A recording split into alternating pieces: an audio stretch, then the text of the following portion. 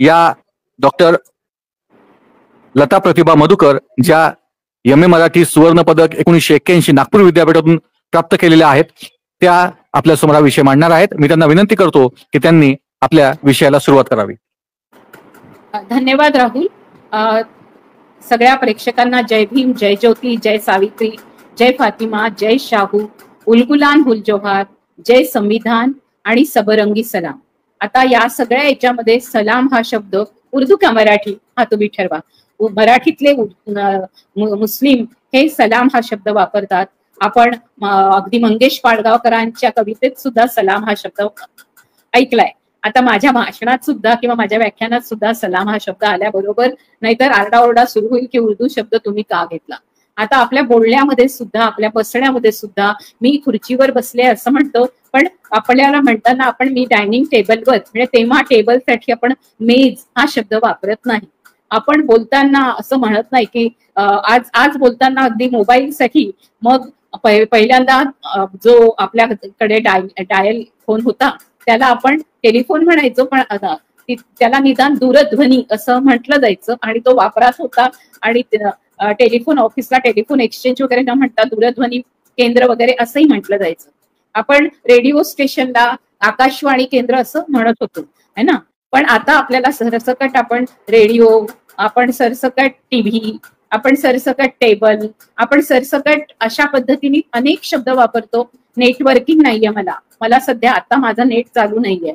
आता नेट या शब्दाला जाळे हा शब्द वापरून जर आपण बोलायला लागलो तर मराठीमध्ये गंमतच निर्माण होईल. किंवा मोबाईलच्या ऐवजी जर आपण त्याला आपण म्हटलं की अरे तू चालता फिरता भ्रमण ध्वनी, जरा तुझा भ्रमण ध्वनी वापर, तर समोरचा मराठी भाषेत सुद्धा गोंधळून जाईल. म्हणजे मराठी भाषा संपृक्त आणि समृद्ध होण्यासाठी आपण केलेल्या प्रयत्नांमध्ये एक असंही आहे की जे व्यावहारिक शब्द आहेत ते व्यावहारिक शब्द आपण सहज स्वीकारले आहेत आणि ते आपल्या भाषेमध्ये आपण गुंतवलेले आहेत. मग आता त्याच्यामध्ये बोलतानाचा प्रश्न असा आहे की हे सगळं इतर भाषांच्या बाबतीतही घडलंय का, तर हो, इतर भाषांच्याही बाबतीत घडलंय. म्हणजे तुम्ही तमिळनाडूला गेलात तर एकतर तमिळ बोलावं लागतं किंवा तुम्हाला इंग्रजी व्यवस्थित यावं लागतं. म्हणजे दोन भाषा तुम्हाला आल्या पाहिजे. तुम्ही केरळमध्ये गेलात तर तुम्हाला मल्याळम पण यायला पाहिजे आणि तुम्हाला इंग्लिश पण यायला पाहिजे. म्हणजे आणि उत्तर प्रदेशामध्ये किंवा बिहारमध्ये गेलात तर तुम्हाला हिंदी यायला पाहिजे आणि इंग्लिश नाही आलं तरी चालेल पण तुम्हाला हिंदी आली पाहिजे. तुम्ही दिल्लीमध्ये गेलात, केंद्रशासित प्रदेश आहे आणि दिल्लीमध्ये सगळे सांसद बसलेले असतात. आता हे जे खासदार आहेत या खासदारांना सुद्धा, ज्यांना विधायक पण म्हटलं जातं, हे जे सांसद विधायक आहेत या सर्वांना पण हिंदीमध्ये बोलताना आपापल्या भाषेमधून बोलत असताना हिंदीमध्ये बोलावं लागतं. संसदेमध्ये भाषण करताना एक तर तुम्ही इंग्लिशमध्ये करा, हिंदीत करा, आणि जर तुम्ही वेगवेगळ्या भाषेमधले असाल, म्हणजे तुम्ही आसामीज असाल, बंगाली असाल, तर त्याचं तुम्हाला ट्रान्सलेशन करून सांगावं लागतं आणि ते तुम्हाला बोलावं लागतं. याचा अर्थ असा की भारतामध्ये ज्या विविध भाषा आहेत किंवा जी राज्य जी आहेत त्या राज्यांची रचना ही भाषावर प्रांत रचना किंवा भाषावर राज्य रचना अशा पद्धतीची झालेली आहे. आणि जेव्हा भाषावर झाली त्यावेळेला प्रत्येक भाषेची अस्मिता ही उफाळून पण आली आणि प्रत्येक भाषेने आपलं समृद्ध, आपलं साहित्य, आपली संस्कृती जर टिकवायची असेल तर आपली भाषा टिकवावी लागेल असा आग्रह धरला. तो आग्रह धरणं चुकीचं आहे का, तर तो आग्रह धरणं चुकीचा नाही, पण त्याची सक्ती केली पाहिजे का, तर सक्ती जिथे येते कुठल्याही बाबतीत सक्ती आल्याबरोबर प्रश्न निर्माण होतात आणि सक्ती आल्याबरोबर असंतोष निर्माण होतो. म्हणजे एकीकडे भाषेची, मराठी भाषेशिवाय आम्ही दुसरी भाषा महाराष्ट्राची होऊच शकणार नाही, ती मराठीच असेल अशी आपली अस्मिता आहे.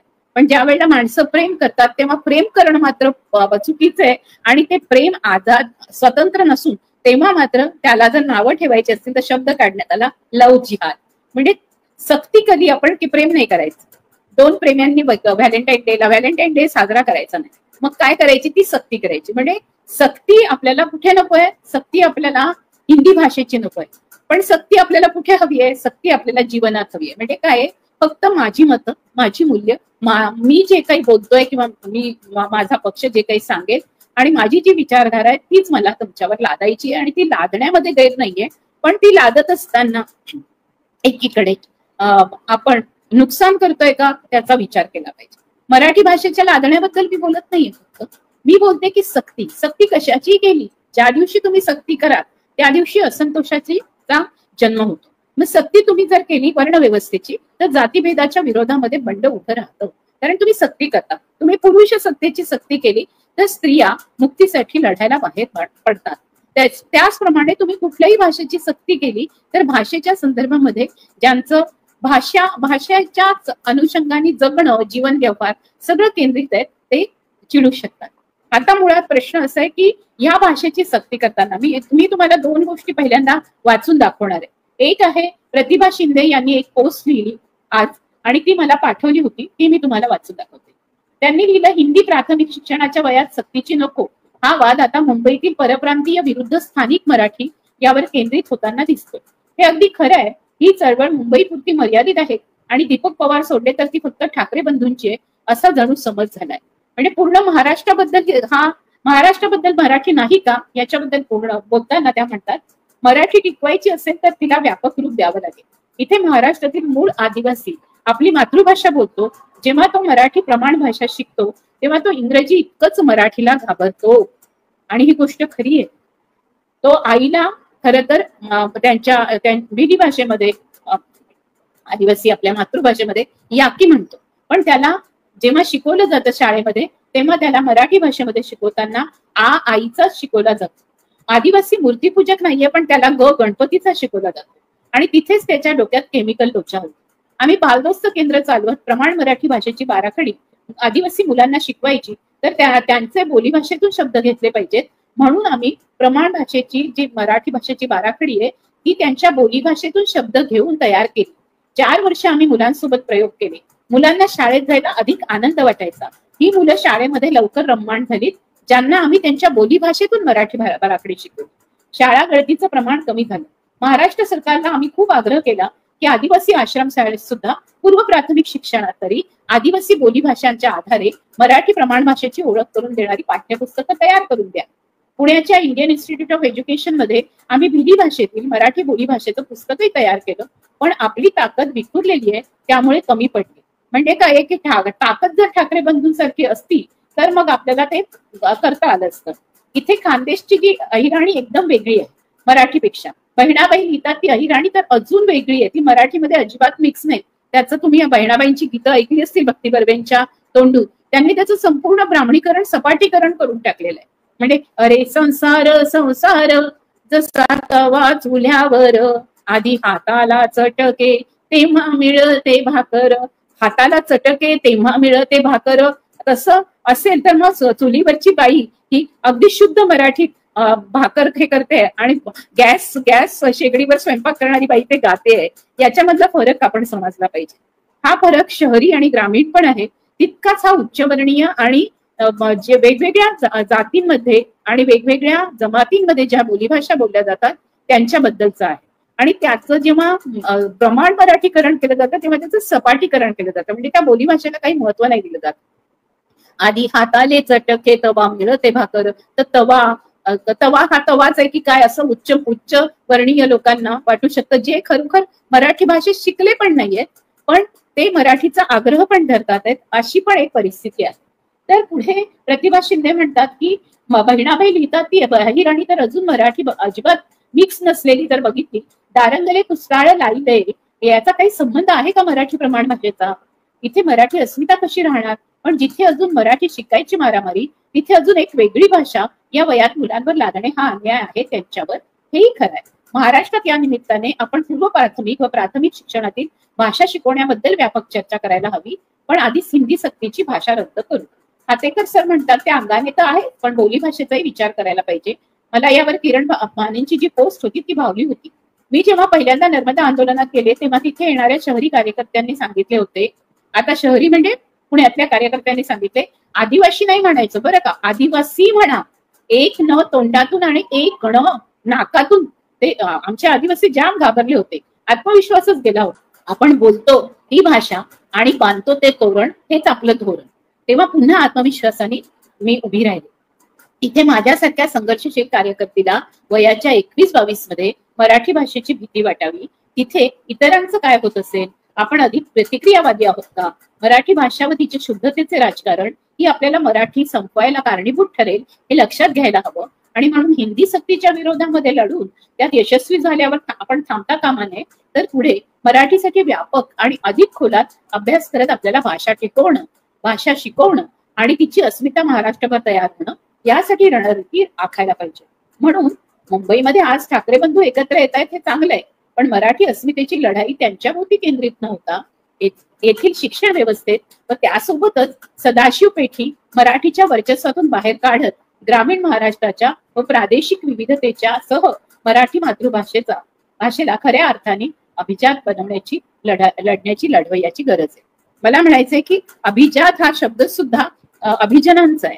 या भाषेला बहुजात बनवण्याची गरज आहे. एरवी बाकीचे पूर्ण मुद्दे मला प्रतिभा शिंदेचे पटले असल्यामुळे त्यांची ही पोस्ट मी तुमच्या समोर वाचून दाखवली. आता खरं तर ज्या वेळेला हा वाद निर्माण झाला मुळात नवीन शैक्षणिक धोरणापासून. हा नवीन शैक्षणिक धोरणाने असं ठरवलं की 3 भाषा शिकवल्या जातील आणि एक आहे मराठी, एक आहे इंग्रजी आणि तिसरी जी आहे ती हिंदी, ती राष्ट्रभाषा म्हणून ती शिकवली जाईल असं. आता राष्ट्रभाषेच्या संदर्भामध्ये सुद्धा राष्ट्रभाषा हिंदी नाहीये, पण राष्ट्रभाषा प्रचार समिती असं हिंदी संदर्भात बोलताना नेहमी म्हटलं जातं. त्याही वेळेला ज्या वेळेला भाषावर प्रांतरचना झाल्या तेव्हा देशाची भाषा कोणती असेल तर प्रत्येक प्रांताची भाषा वेगळी असेल आणि त्याचा इंग्रजीत अनुवाद असेल, परंतु तो हिंदी सक्तीची करायला गेले तर तमिळ, कन्नड किंवा मल्याळम किंवा आपण तेलुगू या भाषांमध्ये हिंदी बोलण्याची सक्ती केली तर साऊथमध्ये हिंदी हा उत्तर प्रदेशातून येणारा भाग असता तर साऊथमध्ये फार वेगळ्या प्रकाराने हिंदी बोलली जाते. म्हणजे उदाहरणार्थ आपण आंध्र आणि तेलंगणामध्ये बघितलं तर दखनी बोलली जाते, मिक्स आहे.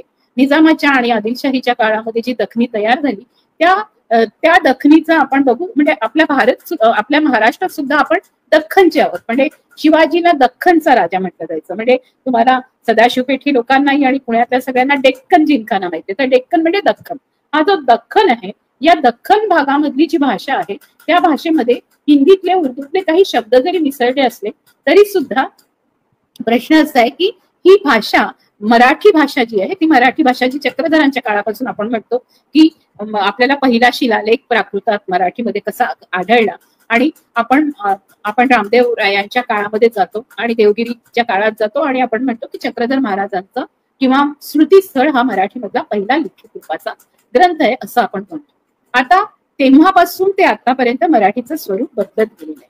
मराठी महाराष्ट्रातली मराठी, महाराष्ट्र मराठी अशा पद्धतीची जी मराठी आहे त्या मराठी भाषेमध्ये प्रचंड मोठ्या प्रमाणावर खूप सुंदर प्रकारचं साहित्य निर्माण झालं आणि त्याच्यामध्ये आता मागतो जेव्हा मराठी साहित्य संमेलन झालं त्यावेळेला दिल्लीमधल्या मराठी साहित्य संमेलनाच्या अध्यक्ष तारा भवाळकर यांचं भाषण खूप गाजलं आणि त्याच्यामध्ये त्या म्हणाल्या की जर बघितलं तर मराठी भाषेचा पाया हा खूप मजबूत केला असेल तर तो संत साहित्याने केला आणि संत साहित्याने जो ज्या पद्धतीने पाया रचला तसं आपण बघायला पाहिजे की संतांच्या साहित्यापासून आतापर्यंत म्हणजे तुकारामाचं साहित्य असेल, ज्ञानेश्वरांचं साहित्य असेल, नामदेवाचं असेल, जनाबाईचं असेल, बहिणाबाईचं असेल, मुक्ताबाईचं असेल, हे सगळं साहित्य, कानोपात्रेचं असेल, चोखामेळा, सोयराबाईचं असेल, हे सगळ्या साहित्याला वेगवेगळ्या त्यांच्या स्वतःच्या जीवन जगण्याच्या शैलीतून आलेलं मराठी आहे आणि त्याच्यामुळे नामदेवाच्या मराठीचं हिंदीमध्ये भाषांतर, पंजाबीमध्ये भाषांतर, गुरुमुखीमध्ये भाषांतर होऊन त्यावेळेला नामदेवाचे अभंग पंजाबपर्यंत पोहोचतात. म्हणजे जर भाषेचा आग्रह धरून नामदेवाचे अभंग कशाला पाहिजे पंजाबी ग्रंथात, म्हणजे गुरुमुखीमध्ये ते कशाला लिहिले गेले पाहिजे असं म्हणून जर आपण केलं असतं तर भारतीय भाषांमध्ये या भाषेचा संचार झाला नसता. त्याच्यामुळे भाषेला टिकण्यासाठी खूप गोष्टी महत्वाच्या आहेत. एक आहे ती भाषा सातत्याने बोलली गेली पाहिजे, दुसरं ती भाषा बोली भाषेमध्ये बोलली गेली पाहिजे आणि व्यावहारिक भाषेमध्ये बोलली गेली पाहिजे.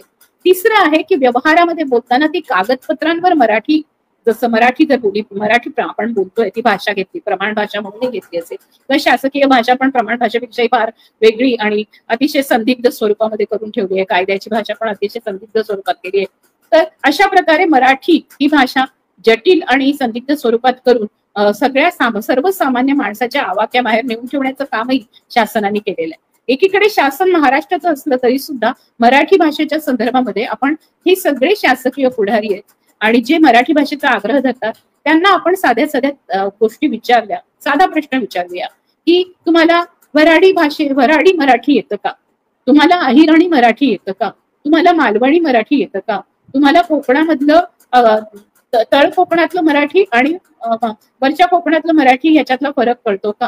तुम्हाला मराठवाड्यामधलं मराठी कळतं का?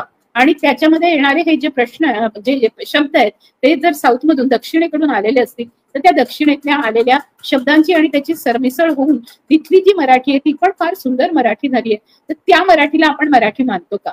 मग आपण असं का तयार केलं की पुण्यामधलीच मराठी ही एक सन्माननीय मराठी आहे आणि तीच प्रमाण मराठी आहे असं मानत आजपर्यंत आपण त्याला पूर्णपणे एक असं रूप दिलं की मराठी भाषा म्हणजे ही एक प्रमाण मराठी. आता प्रश्न येतो जो प्रश्न प्रतिभा शिंदेंनी पण विचारलाय की महाराष्ट्रातले आदिवासी हे मराठी भाषेच्याही पूर्वीपासून इथे राहतात की नाही? म्हणजे ते भिल्ल आहेत, ते कातकरी आहेत, ते गोंड आहेत, ते पावरा आहेत, ते तडवी आहेत, ते वेगवेगळ्या याच्यामध्ये समूहातले आहेत. पण हे आदिवासी संपूर्णतः अगदी तापीच्या खोऱ्यापासून ते अगदी गोदावरीच्या काठापर्यंत, तिथून आपल्याला अगदी समुद्रकाठी पालघरच्या जवळ, वसईच्या जवळ आपल्याला अनेक ठिकाणी किंवा अगदी चिपळूण, रत्नागिरी, कोकण या सगळ्या भागामध्ये कातकरी आदिवासी समूह पसरलेला. एक या निमित्ताने अजून एक आठवण झाली जशी प्रतिभाताई शिंदेच्या त्यांनी शाळेमध्ये जो प्रयोग केला आदिवासी आश्रम शाळेमध्ये, तसाच प्रयोग मध्य प्रदेश शासनाच्या संदर्भामध्ये जलसिंधीमध्ये नर्मदा बचाव आंदोलनामध्ये चित्ररूपा पंडित आणि जो संपूर्ण खेडूत मजूर चेतना विकास संघ जो होता त्यांनी करून बघितला आणि त्यांनी मध्य प्रदेश शासनाला त्यांच्या बोलीभाषेतला भिली भाषेमधलं हिंदी सक्तीचं न करता तुम्ही बोली भाषेतून त्यांना हिंदी शिकवण्यासाठीची एक पूर्ण बाराखडी तयार केली आणि एकलव्य सारखी जी भोपाळ मधली संस्था आहे त्यांनी पण याच्यामध्ये पुढाकार घेतला आणि शिक्षणाच्या संदर्भामध्ये आदिवासी शिक्षण प्रवाहात आले पाहिजे म्हणून अशा प्रकारचे टेक्स्टबुक अशा प्रकारची पाठ्यपुस्तकं तयार व्हावीत. आता बघा माझ्या तोंडात किती 3 शब्द तरी इंग्लिश आले होते, तर पाठ्यपुस्तकं तयार केली पाहिजेत असा आग्रह धरला आणि तिथे ते सुरू करण्यात आलं. अजून प्रतिभाताई म्हणतात तसं यांच्याकडे अजूनही आदिवासींच्या बोलीभाषेमध्ये पुस्तकं तयार असून सुद्धा महाराष्ट्र शासनाने त्याची दखल घेतलेली नाही. मग मराठी टिकवायची असेल तर मराठीतलं सगळ्या वेगवेगळ्या बोलीभाषेचं सौंदर्य, त्या बोलीभाषांमध्ये बोलताना येणारी गंमत, त्या बोलीभाषेतले जीवन व्यवहार, त्या बोलीभाषेमध्ये बाजारात गेल्याबरोबर आपण गडचिरोलीच्या बाजारात गेलो आणि आपण त्यांना तांदूळ मागतो का धान मागतो की आपण तांदूळासाठी आणि धानासाठी आदिवासी गोंडी भाषेतला शब्द वापरतो, याच्यावर त्यांना कळतं की यांना कोणता तांदूळ हवाय. म्हणजे त्यांना पण बरोबर कळतं यांनी तांदूळ म्हटलाय म्हणजे हे लोक शहरातून, नागपूरकडच्या भागातून किंवा मुंबई पुण्यातून आलेले आहेत. तर मराठी भाषेमधली भाषा ही जर बाजार व्यवहारामध्ये, बाजार रहाटीमध्ये सुद्धा देवाणघेवाणाची होत असताना तिथे सुद्धा जर आपण शुद्ध भाषेचा आग्रह धरला तर खूप मजा निर्माण होऊ शकते. म्हणजे आपण जर पुण्याच्या मंडईमध्ये गेलो तर फुल्यांनी वापरलेली मराठी जी आहे ती भाषा नाही वापरणार ना आपण. मंडईमध्ये गेल्यावर आपण भाजीसाठी जर शब्द असा वापरला केळं, केळे की केळी, याच्यावरून पुणेरी माणसं ती व्यक्ती पुणेरी आहे की नाही हे ठरवतो आणि त्यांचे देण्याघेण्याचे व्यवहार होतात. ही किती भयंकर गोष्ट आहे. म्हणजे जर तुमच्याकडे मराठवाड्यातून आलेला मुलगा किंवा मुलगी किंवा एखादा गृहस्थ बाजारात आला तर त्याला त्याच्या भाषेवरून त्याला परप्रांतीय ठरवण्यापर्यंत मराठी भाषिकांची मजल करते. हे जे आहे हे जातीच्या आधारावर पण घडतं. म्हणजे जातींच्या आधारावरच्या बोलीभाषा ह्या वेगळ्या आहेत. म्हणजे त्याच बोलीभाषेमध्ये जातीच्या आधारावरचे फरक आपल्याला कळू शकतात. म्हणजे आता अगदी शूद्र अतिशूद्र अशा वर्णांच्या जेव्हा जाती पडल्या तेव्हा मी तुम्हाला सांगते की अनेक जातींमध्ये वेगवेगळे शब्द आहेत. म्हणजे जर शेतकऱ्यांच्या ज्या जाती आहेत कुणब्यांपासून ते माळ्यांपर्यंत त्याच्यामध्येही अगदी माळी समूहाचे जे शब्द आहेत ते वेगळे आहेत, कुणबी समूहाचे शब्द वेगळे आहेत. म्हणजे अशा अगदी बिया आणि धान्य साठवण्यापासूनच्या ज्या पद्धती आहेत त्यांच्याबद्दलचे जे संपूर्णतः मोठे असे माठ किंवा मडके केले जातात. काही ठिकाणी त्या मातीच्या याला कणग्या म्हणतात, पण काही ठिकाणी तुम्ही आत जसं जातात तसं भाषा बदलत जाते 10 कोसावर आणि तिथे तुम्हाला वेगवेगळी भाषा सापडते. आता या भाषेतले शब्दकोश आपल्या जवळ आहेत का? तर काही आहेत. आपल्याजवळ मराठी भाषेचा मोठा म्हणजे मराठी विश्वकोश आहे आणि मराठी विश्वकोश मंडळ पण आहे. पण याच्यामध्ये सुद्धा माहिती ही वरून बघून घेतली जाते. त्या व्यक्तीला, त्या विशिष्ट समूहाला त्याच्यामध्ये सम्मिलित करून त्या भाषेचा आपल्याकडे पूर्णपणे विकास करण्याची आपल्याकडे तरतूद केलेली नाही. मग जेव्हा भाषेचा मुद्दा येतो तेव्हा अस्मितेचा मुद्दा येऊन हमरी तुमरीवर येऊन त्याचं राजकारण केलं जातं. पण या राजकारणामध्ये एक गोष्ट लक्षातच ठेवली जात नाही की नवीन शैक्षणिक धोरणामध्ये जर या 3 भाषा आहेत आणि त्याच्यामध्ये हिंदी भाषेची सक्ती केली म्हणून इतकी आपली चिडचिड होत असेल, तर मुळामध्ये प्रश्न असा आहे की प्रमाण मराठी भाषेची पण आपण सक्ती केलेली आणि ती सक्ती केल्यामुळे अनेक विद्यार्थी प्रचंड लटपटतात, त्यांना घाम फुटतो, त्यांना गणिता इतकीच किंवा इंग्रजी भाषा इतकीच कठीण वाटायला लागते मराठी. ही वस्तुस्थिती आहे आणि ही वस्तुस्थिती लक्षात घेऊन आपण मराठी भाषेतले विविध प्रयोग करणं, त्यांना मराठी भाषा समृद्ध आणि संपृक्त होण्यासाठी आपल्याला कितीतरी गोष्टींचा आपल्याला अभ्यास करून त्या शिक्षकांना मराठी भाषेचा पट वाढवावा लागेल. मग तो न वाढवता आपण मराठी भाषेतल्या शिव्या मात्र आपण अगदी म्हणजे हिंदी मधल्या सगळ्या शिव्या मराठीमध्ये कशाच्या कशा वापर एकदा सुद्धा विचार करत नाही. अगदी अशा शिव्या आपण पूर्णपणे जाहीर सभेमधून सार्वजनिक सभांमध्ये सुद्धा जी शिवी देतो ती शिवी हिंदीतली आहे का मराठीतली आहे ही पण खरं तर आजच्या नेत्यांनी तपासून पाहायला पाहिजे. तेव्हा त्यांच्या लक्षात येईल की सरसकट शिव्या या मराठीतल्या शिव्या आणि हिंदीतल्या शिव्या वेगळ्या असल्या तरी तेव्हा मात्र राग आला की त्या वापरल्या जातात. अगदी इंग्लिश मधल्या शिव्या सरसकटपणे वापरल्या जातात आणि शिव्यांसाठी मात्र बरोबर मराठी भाषा समावेशीकरण करते. पण जेव्हा सभ्यतेचा आणि संस्कृतीचा मुद्दा येतो, जेव्हा स्त्रियांच्या मुक्तीचा किंवा शूद्रांच्या मुक्तीचा प्रश्न येतो, जेव्हा आज मोदी तिकडून दिव्यांग हा शब्द काढतात आणि आपण सगळे वापरायला लागतो, तो शब्द कोणत्या भाषेतला आहे, म्हणजे तो कुठून आलाय, तो गुजराती आहे का तो हिंदी आहे आणि तो आपण सगळ्यांनी कसा काय स्वीकारला, म्हणजे आपल्या सर्वांच्या भूमिका भाषेवर आणि शब्दावर कशा आहेत आणि आपण तेव्हा ते कसं स्वीकारतो. दुसरीकडे असं आहे की ती सक्ती जी आहे नवीन शैक्षणिक धोरणातून जेव्हा आली त्याच्यानंतर वाद निर्माण झाले, मग तो अध्यादेश मागे पण घेण्यात आला. तो अध्यादेश मागे घेण्यात आल्यानंतर पुन्हा एकदा हा प्रश्न वरती आला आणि पुन्हा हिंदी ही तिसरी भाषा म्हणून सक्तीची येणार हे जेव्हा ठरलं त्यावेळेला तो अध्यादेश मागे घेतला नाही तर आम्ही खूप मोठी सभा शिवतीर्थावर घेऊ असं दोघाही भावांनी एकत्र येऊन सांगितलं. ही गोष्ट खूप चांगली झाली की शिवसेना आणि मनसे या निमित्ताने एक मराठीच्या अस्मितेसाठी एकत्र आले आणि उद्धव ठाकरे आणि राज ठाकरे एकत्र आल्यानंतर महाराष्ट्रामध्ये पुन्हा एकदा बीजेपीच्या विरोधामधलं व्यवस्थित वातावरण तयार होईल याची हमी पण लोकांना वाटू लागली आणि जवळपास सर्वसामान्य बहुजन जो शिवसेनेबरोबर आहे त्यांना खूप मजा वाटली आणि वरळीतल्या या सभेमध्ये लाखोनी लोक जमले होते आणि या सभेला जी गर्दी झाली त्याला अनेक लोकांचे जे इंटरव्ह्यूज मीडियाने घेतले त्याच्यामध्ये ऐतिहासिक सभा असं म्हटलं गेलं आणि काही जणांनी तर अगदी इतके तारे तोडले की संयुक्त महाराष्ट्र सभेच्या नंतरची ही अशा प्रकारची पहिलीच अशी बैठक आहे. म्हणजे बाळासाहेबांच्या सभांना सुद्धा असं बोललं जायचं पण आता बाळासाहेबांच्या नंतर 2 भावांनी एकत्र येऊन अशा पद्धतीची ही सभा घेतली. आता खरं तर खूप मजेदार गोष्ट अशी आहे की ज्या एकूण मराठी संस्कृतीचा आपण अभ्यास करतोय किंवा मराठी संस्कृतीचा आपण उदो करतोय, मराठी भाषा टिकावी म्हणतोय, त्या मराठी भाषेमध्ये आपण व्यासपीठ वगैरे सारखे शब्द वापरतो आणि ते ठाकरे बंधूंनी पण वापरले.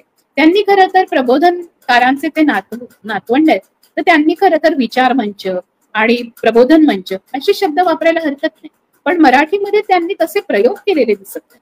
मराठीमध्ये प्रयोग करण्याला मनाई असून प्रमाण भाषा स्वीकारून आपण किती ब्राह्मणी झालो हे दाखवण्याचा जो अट्टहास आहे त्याच्याने मराठी नक्कीच संपुष्टात येणार आहे. कारण हळूहळू हे जे ब्राह्मण आहेत ते फक्त ते जवळपास इंग्रज आलेले आहेत. जवळपास प्रत्येक 3 घरांच्या मागे ब्राह्मणांकडचा एक मुलगा मुलगी कुणी पण कुटुंबातील सदस्य हे अमेरिका किंवा ऑस्ट्रेलिया किंवा जर्मनी किंवा कॅनडा किंवा अशा वेगवेगळ्या परदेशातल्या वेगवेगळ्या ठिकाणी ते स्थायिक झालेले दिसतात. म्हणजे बरं हाता राहिला तो बहुजनवर. मग सक्ती कोणावर करायची तर ती बहुजनांवर करायची. आता मी तुम्हाला राज ठाकरेंचं भाषण वाचून दाखवते ज्याच्यामध्ये त्यांचे ते मुद्दे सांगते. म्हणजे सगळे मुद्दे फक्त मुद्द्यांच्या रूपाने सांगते. त्यांनी असं म्हटलं महत्वाचे मुद्दे आणि ते मुद्दे एनडीटीव्ही मराठीवरून घेतलेले आहेत.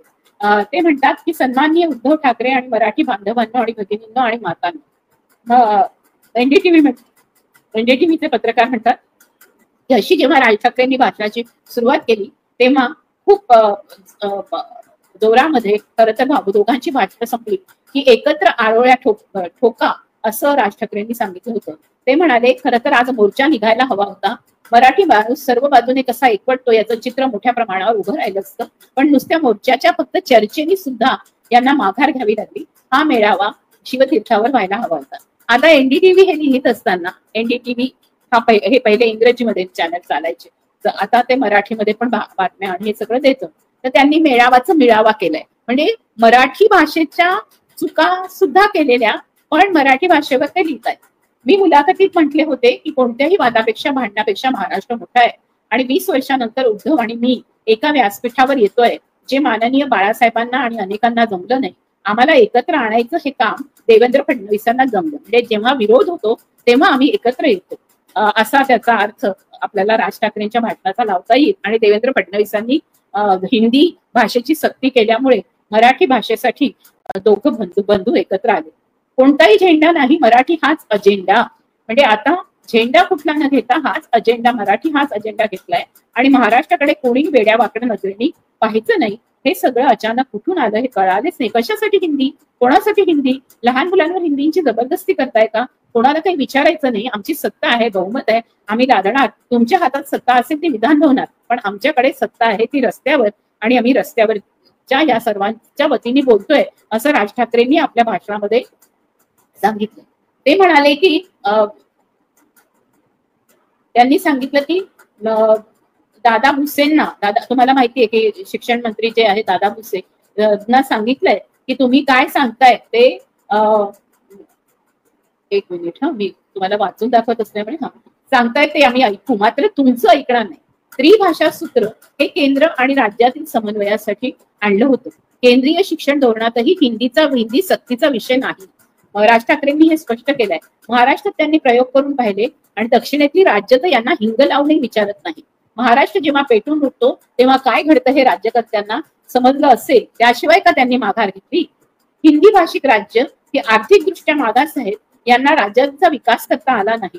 हिंदी न बोलणाऱ्या राज्यात हिंदी बोलणाऱ्या राज्यातून लोक येत आहेत हे म्हणतायत हिंदी शिका. पाचवी नंतर हिंदी चित्रपट सृष्टीत जाणार आहे का मुलगा? हिंद प्रांतावर 100 वर्ष मराठ्यांनी राज्य केलं, इतक्या प्रदेशांवर आम्ही राज्य केलं. आम्ही मराठी लादली का? मराठा साम्राज्य अटकेपर्यंत पोहोचलं होतं, आम्ही मराठी लादली का? हिंदी भाषा ही तर फक्त 200 वर्षापूर्वीची आहे. हिंदी छत्रपती शिवाजी महाराजांच्याही काळात नव्हती. मुंबई महाराष्ट्रापासून वेगळी करता येते का यासाठी भाषेला डिवचून बघू, असं हे म्हणाले. तर महाराष्ट्र शांत राहिला तर आम्ही पुढचं पाऊल टाकू. आता ते जे बोलले आहेत ते मला बोलता येत नाही, पण तरी ते तुम्ही ते ऐकलंय आणि त्यांनी लिहिलेलं आहे, त्याच्यामुळे त्यांनी वाचून दाखवलं. कोणाची माय व्यायली आहे त्यांनी मुंबई महाराष्ट्राला हात घालून दाखवला. आता मला इथे प्रश्न नेहमी पडतो की महाराष्ट्रातली मराठी ही स्त्रियांच्या सन्मानाची असेल तर काळ्या मातीत तिफन चालते किंवा माझी माय मराठी असं आपण म्हणतो, त्याच वेळेला मायचा उद्धार व्यायल्यासाठीच करायचा असतो का? म्हणजे माय या शब्दाचा अर्थ काय आहे आणि माय या शब्दाची एकूण शिवीच कशी होऊ शकते? आणि ती जर होत असेल तर मग ती मराठी आमच्यासारख्या ज्या सगळ्या बाया आहेत, आम्ही कुठून वराडातून, कोणी मराठवाड्यातून, कोणी खानदेशातून आलं असेल तर त्यांच्यासाठी माय मराठी ही माय आहे. तर कुणाची माय व्याधी आहे असं म्हणून महाराष्ट्राला हात दाखवावा असं म्हटलं तर ते मायच्या नावाने शिवी आहे. हे पण मराठी जपणाऱ्यांनी, मराठी संस्कृती जपणाऱ्यांनी कोणती संस्कृती जपायची असा प्रश्न मला खूपदा पडतो. पण मोठे नेते आहेत, त्यांना मराठी टिकवायची आहे, मग त्यांना मराठी टिकवायची आहे तर ते कशी भाषा वापरली तरी त्यांना मराठी टिकवायची आहे असं म्हणून आम्ही सर्व स्त्रिया कानाडोळा करतो. मराठीवर आमचं खूप प्रेम आहे आणि माझं स्वतःच तर मी माझ्या बाबतीमध्ये म्हणाल तर मराठी भाषेचा ज्यांना मानदंड मानला जातो असे मला शिक्षक लाभलेत. जेव्हा मी मराठीमध्ये MA करत होते तेव्हा, BA ला पण मला खूपच उत्तम शिक्षक लाभले होते, पण जेव्हा मराठी साहित्यात MA करत होते तेव्हा मला कवी ग्रेस सारखे शिक्षक होते. मला यशवंत मनोहरांनी शिकवलं, मला डॉक्टर रवी कुलकर्णींनी शिकवलं आणि यशवंत मनोहरांनी मला फुले आंबेडकरी संपूर्ण कर्मविपाकाच्या सिद्धांतापासून फुल्यांचं पहिलं, म्हणजे फुले कसे पहिले निबंधकार, फुले कसे पहिले नाटककार, फुले कसे पहिले पोवाडाकार, अशा संपूर्ण मराठीतल्या अनेक गोष्टी ज्या आपण आज मैलाचा दगड म्हणून मानला जातील, असं जे काही मराठीत जे काही लिहिलं गेलं की पहिले निबंधकार कोण होते आणि हे तो संपूर्ण इतिहास पुसू शकणारं असं मराठीतलं दैदिप्यमान साहित्य इतिहासामध्ये कोणाचं होतं हे सांगण्यापर्यंतचे मला असे शिक्षक लाभले.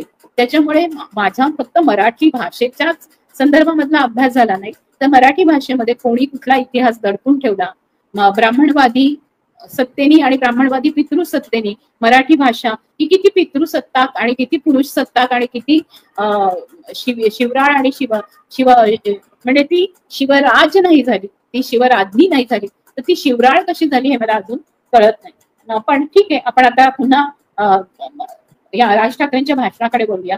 तर ते म्हणाले की तुम्ही महाराष्ट्राला हात घालून दाखवावा, माघार घेतली ना मग त्याचं काय करायचं, मग सगळं प्रकरण वेगळ्या ठिकाणी वळवा. म्हणजे आता यांनी सरकारने माघार घेतली आहे तर ते सगळं प्रकरण आता वेगळ्या ठिकाणी वळवा आणि तुम्ही मराठी भाषेला डिवचू नका असं राज ठाकरे म्हणत असताना ते म्हणतात ठाकरेंची मुलं इंग्रजीमध्ये शिकली याच्याकडे ते कुठे वळवता.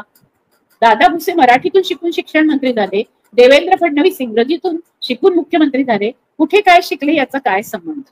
आता राज ठाकरे एकीकडे बोलतात आहे की शिक्षणामध्ये हिंदीची सक्ती नको, मग कुठे काय शिकले याचा काय संबंध असं राज ठाकरे कसं काय बोलतात. असं म्हणजे इतक्या मोठ्या मेळाव्यामध्ये सगळ्यांना टाळ्या वाजवण्यापर्यंतची वाक्य ठीक आहे, पण त्यांनी स्वतः पण थोडंसं लक्ष द्यावं, कारण त्यांच्या भूमिकेशी मी सहमत आहे की मराठी असली पाहिजे. मग मराठी असली पाहिजे तर मराठीची अस्मिता असली पाहिजे. तर मग एकीकडे जिल्हा परिषदेच्या 20,000 शाळा तुम्ही बंद करता जिथून मराठी लोकांपर्यंत तळागाळापर्यंत पोहोचू शकते, त्या मराठी शाळा तुम्ही बंद करून टाकल्या महाराष्ट्रातल्या, मराठी पोहोचवणार कुठे, कशाची सक्ती, कोणावर सक्ती. मग याला सरकारला सांगितलं पाहिजे की तुम्ही माझ्या मुलांच्या शिक्षणाकडे बघताय, मग ती कुठे शिकली, पण पूर्ण या महाराष्ट्रातली जी सगळी मुलं आहेत ती मुलं कुठे शिकतील आणि त्यांना शिक्षणासाठी राज ठाकरेंच्या मुलांसारखं एवढा मोठा निधी उपलब्ध नाहीये किंवा एवढी श्रीमंती उपलब्ध नाही की त्यांना ते इंग्लिश शाळांमध्ये घालू शकतील, तर ही मुलं मराठी शाळांमध्ये जाणार, सामान्य शाळांमध्ये जाणार, त्यांना मातृभाषेमधलं शिक्षण दिलं पाहिजे, कारण त्यांना कोचिंग लावण्यासाठी पण पैसे नसतील. हे जरा राज ठाकरेंनी थोडं बोलायला पाहिजे असं मला वाटतं. माझी अपेक्षा आहे त्यांच्याकडून, राज ठाकरे असतील उद्धव ठाकरे असतील त्यांनी हे बोलायला पाहिजे, कारण या सर्व नेत्यांची असतील इव्हन पुरोगामी लोकांमध्येही याच्यामध्ये 2 तट पडलेले दिसतात. मातृभाषा शिकवा असं म्हणणारे अनेक जण असतात, पण मातृभाषा आणि मराठी भाषा शिकवणारे सुद्धा साहित्यिक सुद्धा त्यांची सर्वांची मुलं तुम्हाला इंग्लिश मीडियम मध्ये जाताना दिसतात. मग तिथे काही लोक तिथे वळतात, याचं कारण असं आहे की ज्यांनी मराठीची सक्ती करायची म्हणतात आहे किंवा मराठी राहिलीच पाहिजे आणि हिंदी भाषेची सक्ती नको किंवा इतर कुठल्याही भाषेची सक्ती नको, मातृभाषा शिक्षणावर म्हटल्यानंतर आपल्या मुलांना मात्र मराठी भाषा सक्तीची नाही करायची असं कसं होऊ शकतं. मी जेव्हा माझ्या मुलीला मराठी शाळेत घातलं, मराठी माध्यमातच घातलं, ती पूर्ण मराठीतूनच 12वी पर्यंत शिकली. या सगळ्या गोष्टीनंतर तिने उच्च शिक्षण घेताना सुद्धा तिला खूप तोटा झाला, कारण तिला दुसरी भाषा इंग्रजी आणि हिंदी ही तिसरी भाषा, या भाषा नंतर तिच्या आयुष्यात आल्या आणि त्या मराठी शाळेमध्ये ज्या पद्धतीने शिकवल्या जातात, सर्वसामान्य गरीब मुलं जिथे शिकतात, झोपडपट्टीतले मुलं ज्या शाळेत शिकतात त्या शाळेमध्ये उत्तम हिंदी उत्तम इंग्रजी असं शिकवणारे शिक्षक कमी असतात आणि त्याच्यामुळे त्यांना या मुलांना जेव्हा पुढचं शिक्षण घ्यायचं असतं, उच्च शिक्षण घ्यायचं असतं, त्यावेळेला त्यांना ते उच्च शिक्षणासाठी त्यांना स्वतःवर खूप वेळ, जर तुमच्या घरामध्ये इंग्रजी शिकलेले किंवा इंग्रजी उच्च विद्या विभूषित लोक नसतील तर तुमच्या मुलांना ते पण शिक्षण मिळणार नाही, हे लक्षात घेतलं पाहिजे. आदिवासींच्या घरात मराठीच मुळात बोलली जात नाही, खानदेशाही अहिराणी भाषा बोलणाऱ्यांच्या घरात मराठी प्रमाण मराठी बोलली जात नाही, वऱ्हाडी भाषा बोलणाऱ्यांच्या घरात तुले मले मी खाऊन टाकतो करतो करून आलोच ना बाबा अशा पद्धतीचं आहे आणि त्यांच्यावर हिंदी भाषेचा तिकडून मध्य प्रदेशातून प्रभाव आहे. त्याच्यामुळे वेगवेगळ्या भाषा किंवा आपण कर्नाटकात गेलो तर कर्नाटकात बॉर्डरवरच्या भाषेमध्ये दखनीचा खूप प्रभाव आहे. त्याच्यामुळे आपल्याला लक्षात येतं की कन्नड भाषेचा कोणावर प्रभाव आहे, कोणावर तमिळचा प्रभाव आहे, कोणावर जर ती भाषा मध्य प्रदेशच्या जवळची तर मध्य प्रदेशचा प्रभाव आहे, मराठवाड्यामध्ये तेलुगू भाषेचा प्रभाव आपल्याला जास्त दिसतो. तर अशा पद्धतीने वेगवेगळ्या भाषांचा एकमेकांवर प्रभाव आहे. जसं नद्या कुठूनही वाहत आल्या, वरतून त्यांचा उगम झाला आणि त्या खाली समुद्राकडे यायला लागल्या, तर त्या वेगवेगळ्या प्रांतातून आल्या, तेव्हा नद्यांनी हा विचार केला नाही की मी या प्रांताला जास्त सुजलाम सुफलाम करून मग मी या प्रांताला वेगळं करते, असं नाही. पण नद्यांवरचे वाद आपण जसे पेटवले तसे भाषावार प्रांतरचना असल्यामुळे भाषेचे वादही आपण पेटवले आहेत. तर पुढे राज ठाकरे म्हणतात कोणाकोणाची मुलं परदेशात शिकतायत याच्या या याद्या आहेत. मंत्रिमंडळातील मंत्र्यांचं हिंदी ऐका फेफर येईल. आम्ही मराठी माध्यमातून शिकलो हो शिकलो, आमची मुलं इंग्रजीतून शिकली हो शिकली. सन्माननीय बाळासाहेब ठाकरे आणि माझे वडील श्रीकांत ठाकरे हे इंग्रजी माध्यमातून शिकले, त्या दोघांवर तुम्ही मराठीबद्दल शंका घेऊ शकता का? म्हणजे एकीकडे ते असं म्हणतात तेव्हा तेच विरोधाभासी बोलतात आहे. म्हणजे मुलं इंग्रजी माध्यमातून किंवा हिंदी माध्यमातून वगैरे शिकू शकतील, पण मराठी भाषेमध्ये शिकणाऱ्या मुलांवर तुम्ही हिंदी भाषेची सक्ती करू नका असं त्यांचं म्हणणं आहे, किंवा इंग्रजी भाषेची सक्ती करू नका. आता प्रश्न असा आहे की सक्ती आणि भाषा, तर आदिवासी मुलांना इंग्रजी पण तितकं सहज आलं असतं जर त्यांना मराठी शिकवण्याचा आग्रह धरला, न आणि न असा आग्रह. किंवा इंग्रजी भाषा ही मला खरंच सोपी वाटते. मला असं वाटतं मी माझ्या मुलीला इंग्रजी शाळेत घातलं असतं तर मला जास्त सोपं गेलं असतं का. नी, नी, नी, ती, तो अशा ज्या मात्रा वेलांट्या हे सगळे हे मराठी भाषेचं जे व्याकरण आहे किंवा हिंदी भाषेचे जे व्याकरण समान दृष्ट्या आहे, त्या व्याकरणाचं आणि इंग्रजी मधल्या व्याकरणाचा काही संबंध नाही. म्हणजे तिथे तुम्हाला 2 रेषा 4 रेषा 5 रेषा असं द्यावं लागत नाही, वेलांटी द्यावी लागत नाही. सरळ सरळ तुम्हाला एक टेक्स्ट असं लिहावं लागतं, ती लिपी अशी लिहायची आणि त्याच्यातून शब्द होता THIS धीस किंवा US अस झालं तर मग तिथे असा त्याचा शब्दोच्चार होतो. म्हणजे तुम्हाला फक्त ती अक्षरं लिहावी लागतात. इथे अक्षरांच्या वेलांट्या आणि मात्रा आणि त्या मात्रा वेलांट्या छोट्या की मोठ्या या सगळ्या ठरत असल्यामुळे तशा अर्थाने मराठी भाषा शिकणं ही काही सोपी गोष्ट नाही. खूप सुंदर भाषा आहे, अप्रतिम भाषा आहे. माझं या भाषेवर खूप प्रेम आहे आणि ते मला याच्याकरता सांगावं असं वाटतं की या भाषेमध्ये आणि माझी स्वतःची मुलगी एक मोठी लेखिका आहे महाराष्ट्रातली, मनस्विनी लता रवींद्र, ती खूप सुंदर मराठी लिहिते. तिच्या कविता लहानपणीच, म्हणजे तिचं 8वी मध्येच कवितांचं पुस्तक आलं होतं, त्याच्यामुळे ती महाराष्ट्र कन्या म्हणून तिचा गौरवही आहे. तर तिने मराठी मातृभाषेत शिकल्यामुळे आपण कुठल्याही भाषेत शिकलो, समजा तमिळ असेल माझी मातृभाषा आणि मी तमिळमध्ये शिकले तर मी तमिळमध्ये उत्तम लिहीन. सत्यजित रेंनी बंगाली चित्रपट काढलं, त्यांना इंग्रजी उत्तम येत होतं, पण त्यांनी बंगाली भाषेतून चित्रपट काढले कारण बंगाली मातीची संपूर्णतः ते सौंदर्य आहे. तर या अशा पद्धतीने आपल्या भाषेमध्ये व्यक्त आपल्याला जास्त लवकर होता येतं, अभिव्यक्त होता येतं आणि त्याची भीती वाटत नाही कारण आपण घरामध्ये ते बोलतो, त्याच्यामुळे ती लादल्यासारखी होत नाही असा त्याचा अर्थ आहे. म्हणून सक्ती हा जो शब्द आहे, ही सक्ती आपण मराठी प्रमाण भाषेतूनही करतो. म्हणून प्रमाण भाषा की बोली भाषा. म्हणजे माझे सर होते उत्तम विज्ञान शिकवायचे आणि उत्तम विज्ञान शिकवायचे, पण त्यांचं मराठी जे होतं त्यांना अळ उच्चारता यायचं नाही. ते एकदम अशा कातळाच्या प्रदेशात होते जिथे उच्चारणं त्यांना कठीण व्हायचं, त्यांना निघायचा त्यांच्यातून. तर सगळी मुलं इतकं सुंदर ते विज्ञान शिकवत असताना सगळी मुलं त्यांची थट्टा करायची. मी त्यावेळेला 9वी मध्ये म्हणजे 8वीत मला ते शिकवत असताना असं झालं की मला खूप त्रास झाला की मुलं त्यांची पोळी आणि घोडीची भाजी असं, म्हणजे पोळीची भाजी आणि पोळी, तर त्यांची थट्टा करायची आणि त्यांना चिडवायचे. पहिल्यांदा मी सुरुवातीला 2-3दा मी पण हसले होते, पण नंतर माझ्या लक्षात आलं की सर विज्ञान इतकं सुंदर शिकवतात आणि त्यांच्या भाषेवर विनोद करून सरांचं सगळं शिकवणंच हे सगळे बाजूला टाकतात आणि सरांच्या भाषेमुळे त्यांना कमी लेखतात. त्यावेळेला मी वर्गात उठून सर्व मुलांना सांगितलं की तुम्हाला आवडतात की नाही आवडत डोंगरे सर? तर ते सगळे म्हणाले की हो आम्हाला आवडतात सर. म्हटलं मग तुम्ही सारखी त्यांची थट्टा का करता भाषेवर? त्यांची विज्ञान शिकवण्याची हातोटी दुसऱ्या कोणामध्ये नाहीये. ते ज्या पद्धतीने आपल्याला शिकवतात तर आपण त्यांची थट्टा का करायची? त्याच्यानंतर हा मुद्दा मुलांना पटला. त्यावेळेला मुलं मुली आम्ही सगळेजण एकमेकांशी चर्चा करायचो असं वातावरण वर्गात होतं, म्हणून ठीक आहे. नाहीतर मग ते पण सक्तीचं झालंच असतं की सर चांगलं बोलत नाही असं म्हणून त्यांना त्यांच्या विज्ञानामधली त्यांची गती आणि त्यांचा संपूर्ण अभ्यास याच्यावर दुर्लक्ष करून त्यांच्या भाषेवरच सगळं केंद्रित केलं गेलं असतं. त्यांच्या बोली भाषेमध्ये शब्द कसे येतात, ते घरामध्ये कसे बोलतात, ते कुठल्या प्रदेशामध्ये महाराष्ट्रातल्या राहतात, त्यांची जीभ तशी का वळत नाही, कदाचित त्यांच्यामध्ये जिभेमध्ये दोष थोडासा असू शकतो का, अपंगत्व असू शकतं का थोडंसं जिभेचं, असा कुठलाही विचार कधीही भाषेच्या संदर्भामध्ये संवेदनशीलतेने जर केला नसेल तर तुम्ही जी सक्ती करता त्या सक्तीमध्ये नळ म्हणता येत नाही. हा हास्यास्पद विषय सदाशिव पेठी असतो आणि तो झाला की तुम्ही म्हणजे हिंदीमध्ये पाणी हा शुद्ध आहे आणि मराठीमध्ये पाणी हा शुद्ध आहे आणि पाणी म्हटलं तर चालणार नाही. पण लक्षात असं येतं की आता ज्यांची मुलं इंग्रजी माध्यमातून शिकतात आहे त्यांना न याच्यातले फरक कळत नाही आणि मग ते सरळ water, actually I want water bottle असं म्हणतात आणि ते पाण्याला वॉटर म्हणतात, ते आपण स्वीकारून घेतो. पण त्यांना पाणी म्हणता येतं का, पाणी म्हणता येतं का अशी थट्टा होत नाही, कारण ते उच्च वर्गातले असतात, उच्च वर्णातले असतात आणि त्याच्यामुळे त्यांची थट्टा केली जात नाही. आणि त्याच्यामुळे राज ठाकरेंनी हा मुद्दा की हा जो मुद्दा आहे तो एका उद्धट भाषेतून हो शिकली आमची मुलं किंवा माझे वडील शिकले म्हणून आमचं मराठी अशा पद्धतीने घ्यायला नको. त्यांनी तो समजून घ्यायला पाहिजे आणि त्यांनी या मुद्द्यांच्या बाबतीमध्ये स्वतः की बाळासाहेबांना मराठीबद्दल तुम्ही शंका घेऊ शकता का असं ते विचारतात.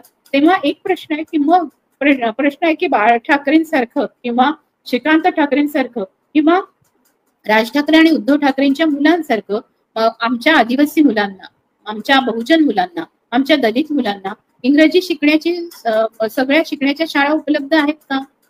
तसं नसेल तर मराठी, मग तसं जर असेल तर इंग्रजी आपण शिकवूया. तुमची मुलं शिकली तर आमची मुलं पण शिकतील असं आपण करू शकतो का? जर आपल्याला सर्वसामान्यपणे आपण म्हणतोय की मातृभाषेतून शिकवायचं आणि आमची मातृभाषा ही मराठी आहे आणि मराठी जर टिकवायची आहे तर आपण अशा पद्धतीचे आर्ग्युमेंट केले तर हेच आर्ग्युमेंट इतरही लोक करतील आणि ते म्हणतील की आम्ही मातृभाषेची सक्ती कशाला, आमची मुलं शिकतील पण आमच्या मुलांना मातृभाषा आली पाहिजे. आता मी तुम्हाला सांगते की या मातृभाषेच्या संदर्भामध्ये मी एक प्रयोग करून बघितला. एक माणूस माझ्याशी लोकलमध्ये वाद घालत होता आणि तो म्हणाला की मराठी भाषा सक्तीची केलीच पाहिजे. आणि मग मी म्हणजे तिथे लोकलमध्ये फार वाद नव्हता, मी त्याला फक्त एकच विचारलं की तुम्ही तुकारामाचा एखादा अभंग म्हणून दाखवाल का? तर सगळ्यांचे कान टवकारले आणि त्यांना तुकारामाचा एकही अभंग आठवत नव्हता. त्यांनी वृक्षवल्ली पण म्हटलं तरी त्यांना तो पूर्णपणे म्हणता आला नाही. तर माझ्या लक्षात असं आलं की मराठी भाषेवर प्रेम आहे म्हणजे काय आहे, तर ते प्रेम आहे हे दाखवणं. म्हणजे माझ्या बायकोवर प्रेम आहे पण मी तिला धोपटतो, मारतो, मी तिचे हाल करतो असं म्हणण्यासारखं. म्हणजे मी माझ्या आईवर माझं खूप प्रेम आहे पण मी आईच्या नावाने, बहिणीच्या नावाने शिव्या देतो असं म्हणण्यासारखं.